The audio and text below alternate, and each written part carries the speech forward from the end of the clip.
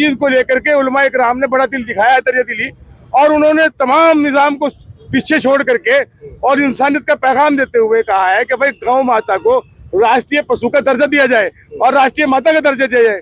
तो ये तो उलमा इकराम और तमाम जितने भी हमारी शख्सियत हैं बड़ी बड़ी, उन्होंने ऐलान कर दिया है। तो ये तो सरकार को चाहिए कि वो भी इसको दर्जे को दें। गाय के ऊपर एक जो चलता है इशू कि भाई ये गाय, लेकिन जो हमारे अरशद मदनी साहब ने बहुत अच्छा सुझाव दिया है, उसको राष्ट्रीय पशु बनाए, बहुत अच्छी बात है। वो सब लोग सहमत है, पूरी मुस्लिम समाज सहमत है इस चीज के लिए। पूरे देश के अंदर ईद उल अजहा का त्योहार बड़ी धूमधाम तरीके से मनाया जा रहा है और इस वक्त मेरी मौजूदगी जनपद सहारनपुर के अम्बाला रोड स्थित ईदगाह पर है और तस्वीरें अगर आपको दिखाऊं तो आप देख सकते हैं तमाम हजारों नमाजियों ने जो है शांतिपूर्ण तरीके से नमाज अदा करी।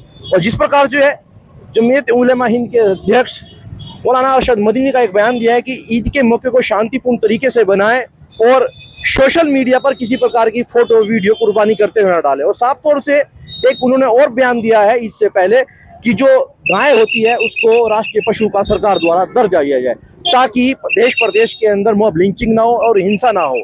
और इसी को लेकर तमाम युवा जो यहाँ पर मौजूद हैं उन्हीं से बातचीत करेंगे कि अरशद मौलाना मदनी के बयान को कैसे देखते हैं। जी क्या नाम है चाचा आपका? कैसे देखते हैं आज का ईद का त्योहार है, किस तरीके से शांतिपूर्ण तरीके से नमाज अदा हुई? मदनी साहब का भी बयान है कि गाय को जो है राष्ट्रीय पशु का दर्जा दे दिया जाए ताकि अंकुश लगे जो कटान करते हैं गौ माता का। सही बयान दिया है जी। क्या नाम है आपका? तस्लीम खान। जी तस्लीम भाई, कहाँ के रहने वाले हैं? जी। अच्छा, मदनी साहब का बयान है कि जो गाय है उसको राष्ट्रीय पशु का दर्जा दिया है ताकि कुछ लोग जो है जो गाय को काटते हैं कुर्बानी देते हैं उस पर अंकुश लगे। कैसे देखते हैं इस बयान को? ठीक है, तो कुछ लोग प्रतिबंधित पशुओं पे बलि देते हैं, उनकी बलि देने पर जो है अंकुश लगेगा।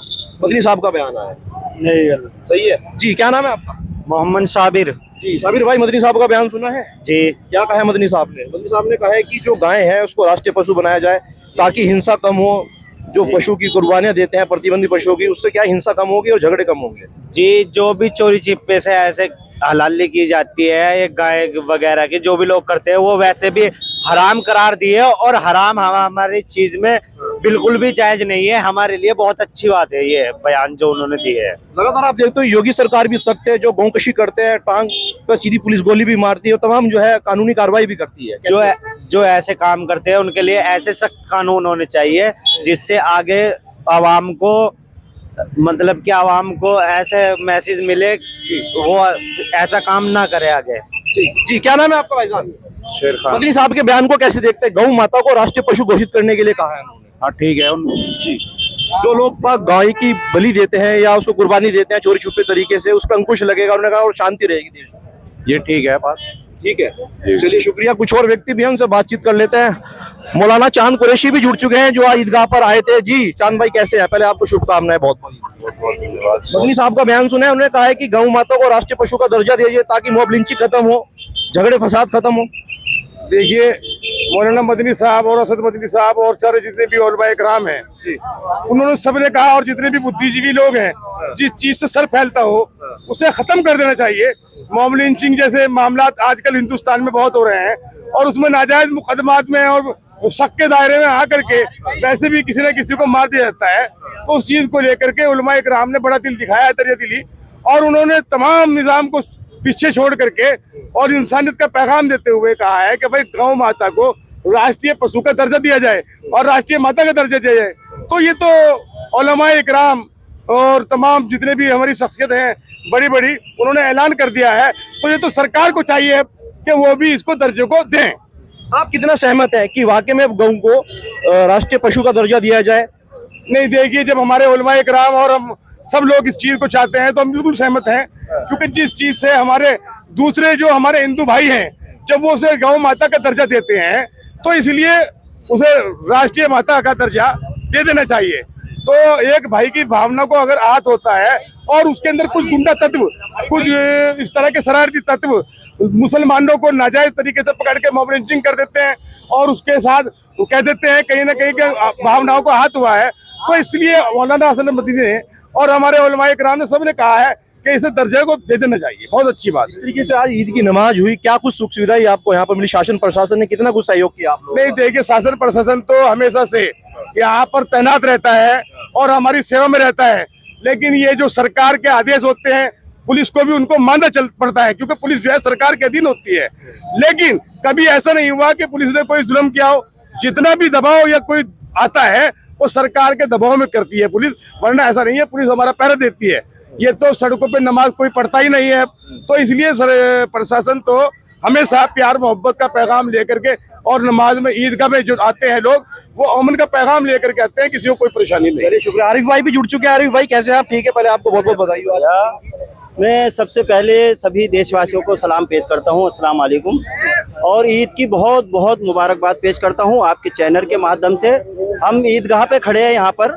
सबसे पहले हमारे जमा मस्जिद के जो इमाम साहब है जनाब कारी अरशद गोरे साहब, 6:30 बजे आपने ईद की नमाज पढ़ाई है वहाँ पर, और ईद की नमाज पढ़ाकर आपने देश और मुल्क के लिए, भाईचारे के लिए, खुशहाली के लिए दुआ करी है।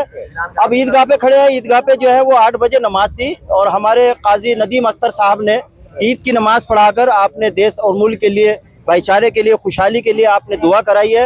ये मुल्क हमारा एक गुलदस्ता है, इस गुलदस्ते में सब फूल खिलते हैं, लेकिन ये त्योहार हमारा जो बनता है ये एक कुर्बानी होती है। हमें अपनी जान की तो कुर्बानी नहीं देते, लेकिन माल की कुर्बानी देते हैं। अगर हमारे अंदर कोई बुराई है उसकी कुर्बानी हम देते हैं, हमारे अंदर कोई ऐसी चीज़ है उसकी कुर्बानी देते हैं।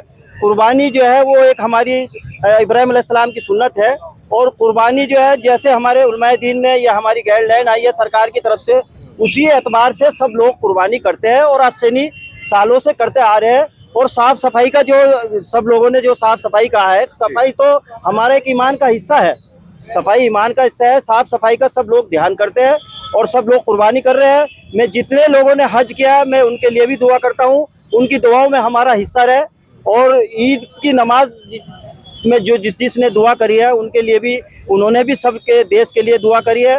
तो मैं बस आपके चैनल के माध्यम से ईद की मुबारकबाद पेश करता हूँ, और अपने मुल्क के लिए, अपने शहर के लिए दुआ करता हूँ अल्लाह से कि हमारे शांति, भाईचारा रहे, खुशहाली रहे।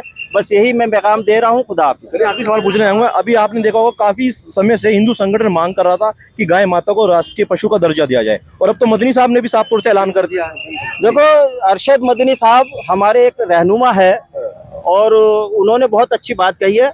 मैं उनकी बात पे सहमत हूँ कि आपने जो गाय के लिए बताया कि वो राष्ट्रीय पशु उसको करना जाए, लेकिन उसको बात को माने हमारी सरकार, क्योंकि गाय के ऊपर एक जो चलता है इशू कि भाई ये गाय, लेकिन ये हमारे अरशद मदनी साहब ने बहुत अच्छा सुझाव दिया है, उसको राष्ट्रीय पशु बनाए। बहुत अच्छी बात है, वो सब लोग सहमत है, पूरी मुस्लिम समाज सहमत है इस चीज के लिए। क्या आप खुद लोग इस चीज के लिए प्रति जागरूक करेंगे जनता को, गौकशी रोके? जो लोग बात देखते हैं चोरी छिपे से गौकशी करते हैं।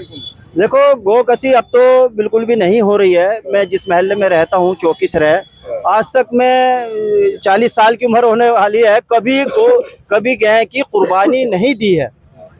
कुर्बानी दी है, भैंस की दी है, बकरे की दी है, मेंढे की दी है कुर्बानी, तो ऐसा कुछ नहीं है।